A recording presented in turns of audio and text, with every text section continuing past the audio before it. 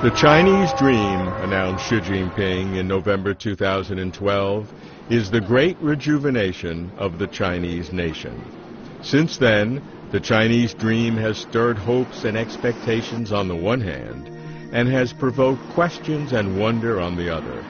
A year later, to explore President Xi's grand vision, Chinese and foreign scholars and officials met in Shanghai for an international dialogue on the Chinese dream. It was organized by Minister Tsai Ming-Jiao, then director of the State Council Information Office, and I was privileged to participate, engaging with many old friends.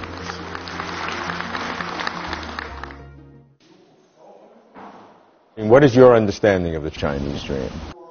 我的中国梦在不同的年龄的时候是有些差别。在上大学的时候，我觉得中国科学落后，所以我一定要成为自然科学家。我学习的是物理，以后在物理界服务了20年。以后由于中国改革开放的需要，我转到政界，从事政治活动、政治工作。值得回忆的，就是浦东的开发，我参与了，我曾经担任了那里的主任。这时候我的梦，就是把浦东建设成为一个现代化的国际城市。我以后又到了中央政府，做对外传播的工作。我的梦就是希望世界上能了解一个真实的中国，从而能够成为世界大家庭中一个受欢迎的一员。所以，于是我们看到，最近200-300年来，整个世界是一分为二的，一部分国家成为现代化的先行者，以欧洲和美国为代表；一部分国家，包括大部分国家吧，包括中国在内，成为现代化的落伍者。在这种背景下面，中国人自然而然，他产生了一个强大的一个向往，就是怎么样结束这种落后的状况，重新回到世界发展的前沿上来。这可能是中国梦的一个酝酿的一个基础。中国梦它不是从天上掉下来的，也不是哪个领导人脑袋里拍拍提出来的一个概念，它是基于中国近代以来的实践，近代以来的文化，近代以来老百姓他普遍的一种追求而形成的一种心理的导向，一种精神的向往，一种社会的理想。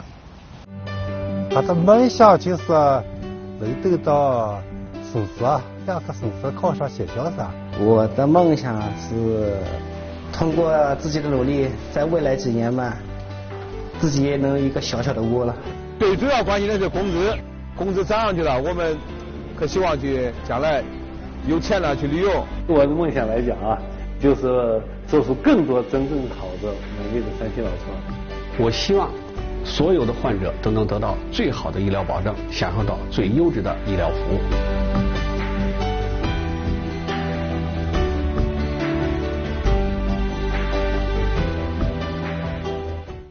Why is it that some foreigners, particularly foreign media, are a little nervous about the Chinese dream?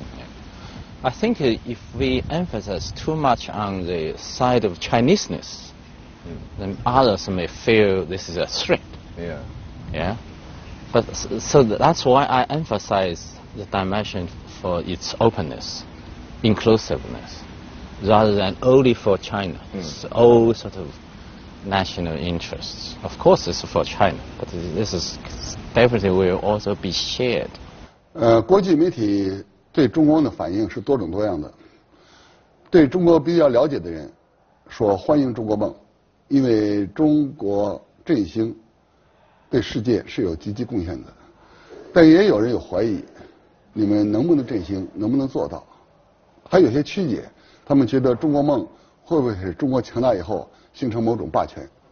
所以我们应当与世界交流，坦率地说出我们的想法，而不只是宏观的只说中华民族的伟大振兴，要指出我们包括哪些内容，哪些方面中国振兴的同时能够给世界带来利益，要仔细的说明。要在我们的政策上体现更大的宽宏，对世界的交流要更加宽大和细致，这样使世界的人了解中国梦有益于世界，这是我们的任务。如果说在30年前我们做的梦是中国如何自己兴旺起来，而今天做的梦不但要兴旺，而且要想到中国的国际责任。如果中国发展了，我们对周边国家、对世界各地，我们应当怎么来做贡献？中国的经济发展了，能够给世界更大的市场。中国的力量增强了，应该对世界的和平和安全提供什么有效的帮助？甚至于中国文化应当重新发挥光辉，为世界的文化宝库增添新的内容。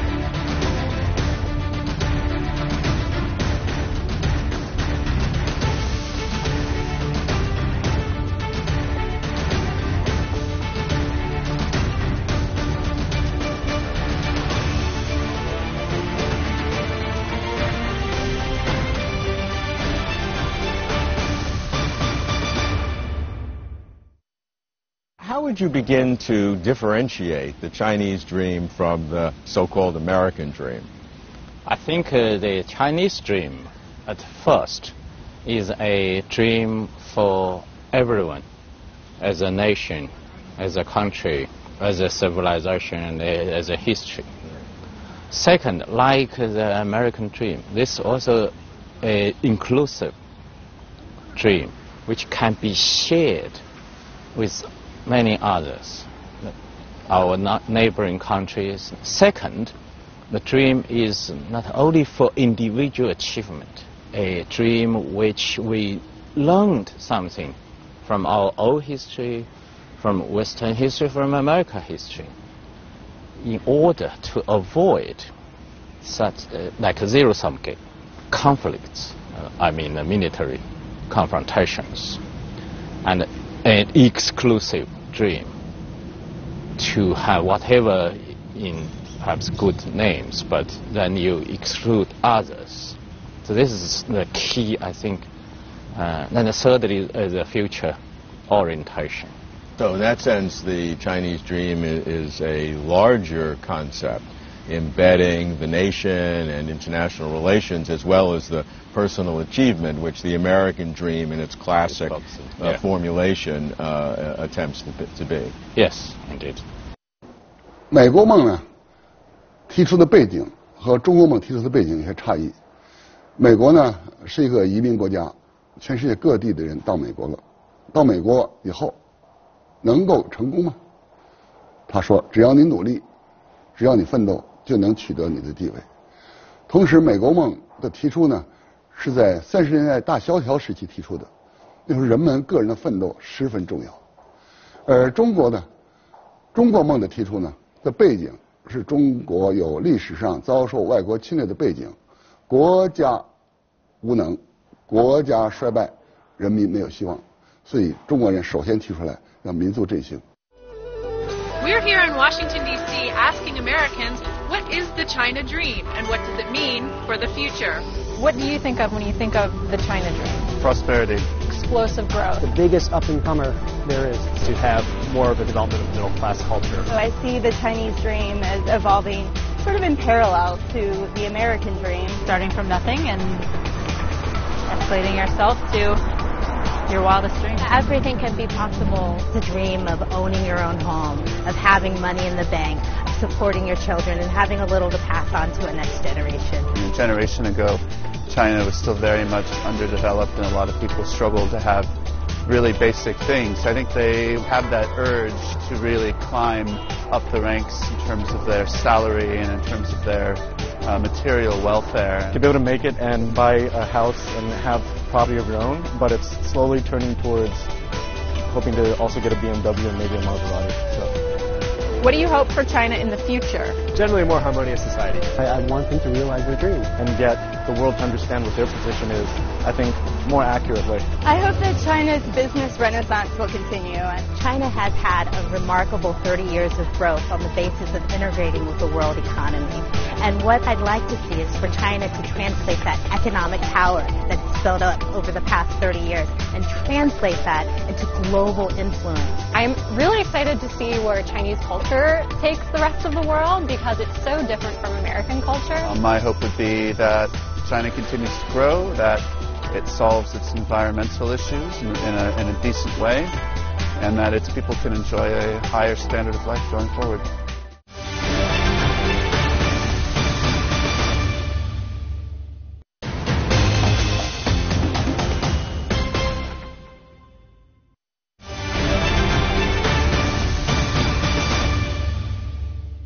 Martin, in your vision that China will become the predominant country in the world, how does the vision of the Chinese dream articulate with that? The Chinese dream is a recognition of where China's got to and the beginning, I think, of a new period in which the country can see itself becoming a lot more prosperous and also a lot more influential in the world. Then we're in a situation where we're witnessing two developments literally now moving in parallel with each other. One is the continuing transformation of China and China's transformation of the world, and the two things are happening, cheek by jowl. The reality of China today that you know better than I do are social imbalances, pollution, corruption. We can make a long list. Yes. These are major obstacles to achieving the Chinese dream. This is also, I think, why we need a dream in order to seriously deal with those disease and social problems. Without a dream, those problems will lead us to nowhere. Which do you think are the biggest obstacles for to China, achieving the Chinese dream? I think there are three. From the very hard side to the very soft. So the hard is, again, the constraints of the energy, resources, environment, etc., land, water, all of those. And the softer side is precisely along with such development, rapid, times rush development with so many difficulties, then where are the values, ideas, norms? And in between, the third one is institutional improvement. Pension system, social security, welfare, legal, all of those. So we need a gradual but incremental institutional improvement. So along with, for these three kinds of challenges, we need a dream. I use a term like institutional improvement, which again include social, political, legal, financial. So the NGOs, you can say partly a social organization, partly a legal issue, and partly a political issue. But all of those, again, I still, because of the challenges are huge, therefore we have to be careful. A kind of Deng Xiaoping's gradual approach is more realistic. What I think is the biggest problem of the Chinese dream, and that is the creation of high expectations among the Chinese people themselves. I mean, they want health care, which is in not so good shape in China. They want it immediately. Some are really urgent, I do think, such as pollution, such as health care for all. Second is corruption. You need to immediately deal with. And I think after the 18th Congress, especially the recent session, the third, it seems there has been a kind of a new thinking. Instead of dealing with corruption case by case, but rather to see more some kind of legal means or systems. For instance, independence for the local courts. Also, we have encouraged definitely more from the below and from the public and the media to be a sort of player to watch. This is also a very effective and sort of more sort of reasonable rationale means to deal with it. The problems are everywhere. These are huge challenges. But let me just indicate one that I don't think has gotten enough attention from certainly foreign observers. And that is that this country is governed in about 40,000 territorial political units, from provinces to cities to counties to townships. The genius of the system over the past 3 decades has been in giving the leadership of each of those units considerable flexibility in how they're going to get things done, so that you could take directions, broad directions from a national level, but then make them make sense in your locality. Now, they're positing the need to change the development model, to change the role of government, to change the way the party itself operates internally. But they're relying on the same people to make those changes. So the major issue will be, how do you change the incentives sufficiently that these same people and their successors are prepared to act very differently? I think that's a very, very tough issue. 中国它对现代化道路的选择是由它自身的情况所决定的，而这条道路实际上和西方的道路是有区别的。这就告诉我们，人类走向现代化好像不是唯一的一个通道，它可以有除了西方以外的其他通道，而中国人就在走这条路。另外呢，在中国梦的指导下，我们现在对现阶段的一些弊端也进行了改革，比如说执政党的作风问题，它脱离群众的问题，我们整个社会存在的一些腐败问题，所以这些阶段性的问题，我们都在根据中国梦这么一个想法，在做重新的修复，这个非常重要。当然，更重要的是对中国未来中长期的发展，我认为中国梦呢有很大的意义。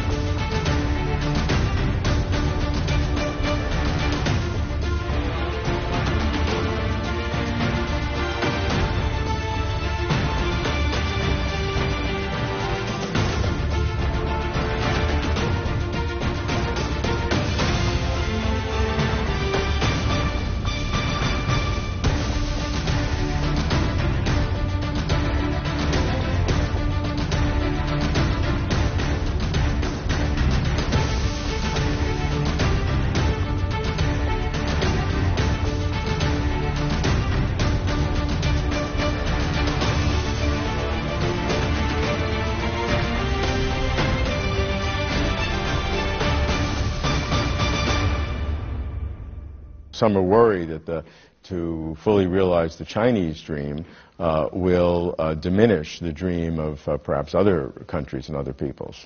我也注意到，国际社会确实有一些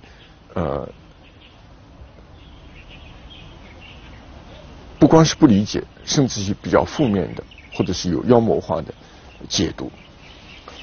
我觉得这也是正常的，因为中国的强大，中国的发展，在任何一个意义上来说，都是对原有既定的游戏规则、既定的利益范围的一个冲击或者一个影响。中国发展的，其他人的蛋糕相对就会有变化。中国的强大了，中国发展了，对于有一些游戏规则的参与的程度，或者这个能够发挥作用的程度就会不一样。因此这使得原有结构上这个一些理解或者利益上的冲突，当然会有不同的反应。还有一些呢是对中国的变化发展，我觉得有很大的缺失，还是用非常陈旧的眼光，或者用这个成见叫 mind setting 这个来看中国的发展。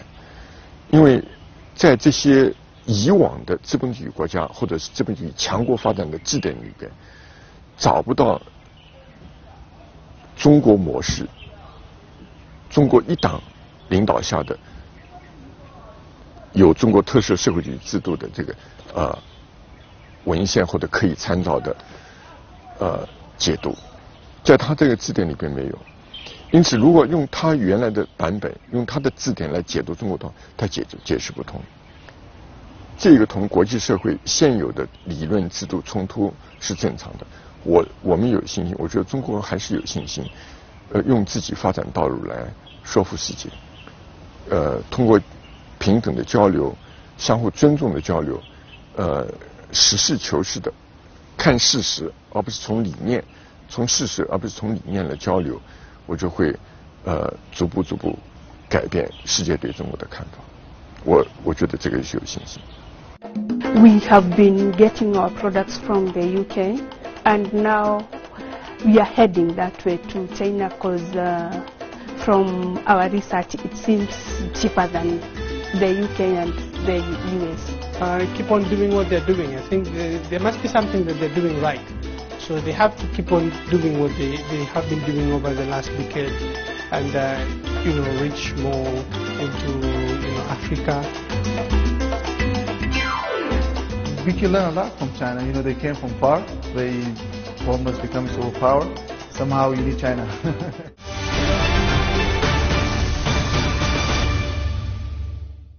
I think we should be pretty, what should we say, straightforward about this. Some countries, there will be a redistribution of power in the world with China's rise. What happens when elements of the Chinese dream conflict with each other?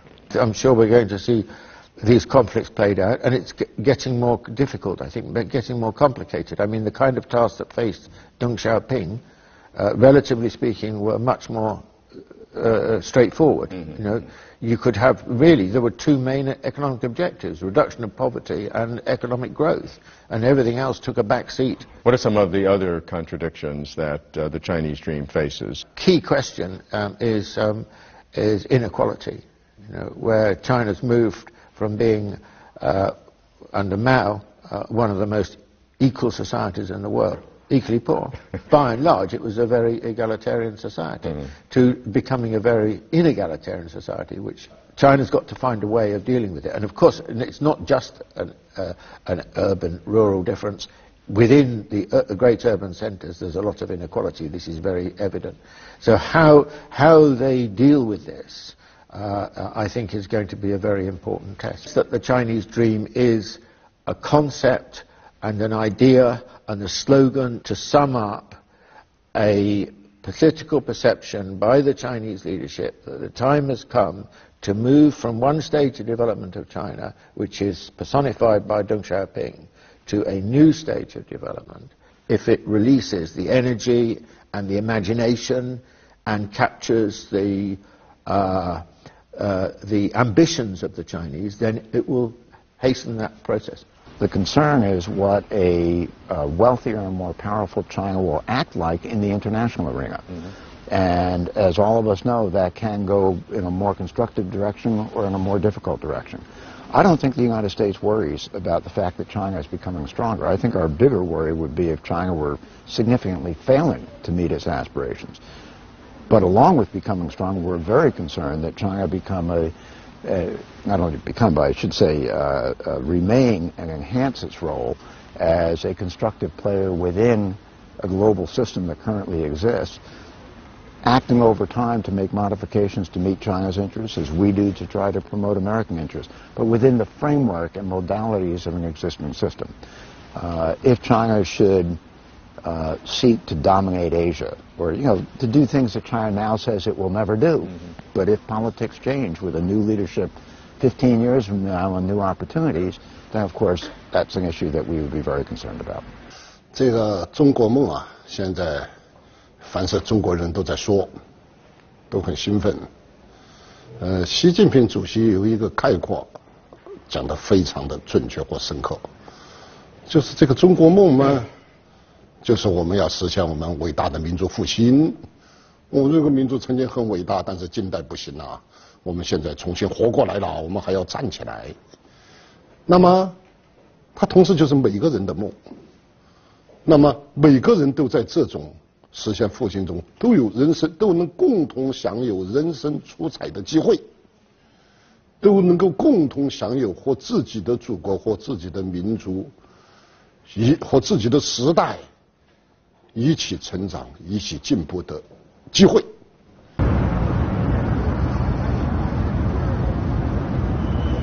Here's a framework for the Chinese dream. 5 categories: national, personal, historical, global, antithetical. The national Chinese dream was defined by President Xi Jinping as the great rejuvenation of the Chinese nation. A moderately well-off society by about 2020, and complete modernization by mid-century, about 2050. The personal Chinese dream deals with the well-being of the Chinese people. Material well-being, all the necessities of life, and psychological well-being for a life well fulfilled.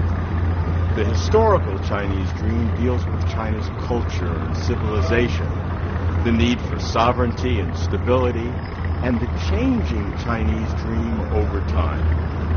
The global Chinese dream deals with the benefits the world gets by China's development, a multiplier effect the entire world can benefit from the higher standards of living of China. It also involves the concerns the world has about the Chinese dream. The antithetical Chinese dream deals with the tensions or contradictions inside the Chinese dream. For example, economic development, but on the other hand, social imbalances, pollution, corruption. The Chinese dream is the blueprint for China's future. Rejuvenating China benefits the entire world.